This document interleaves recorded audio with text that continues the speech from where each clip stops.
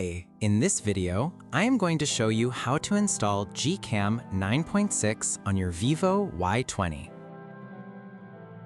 Step 1. Tap the first link in the description to open the article. Step 2. Scroll to the download section and download the GCam APK file. Step 3. Follow the How to Install guide for step-by-step instructions. A video guide is also available. That's it. Don't forget to visit the article for complete instruction in APK file. Lastly, here's some GCam versus stock camera app comparison.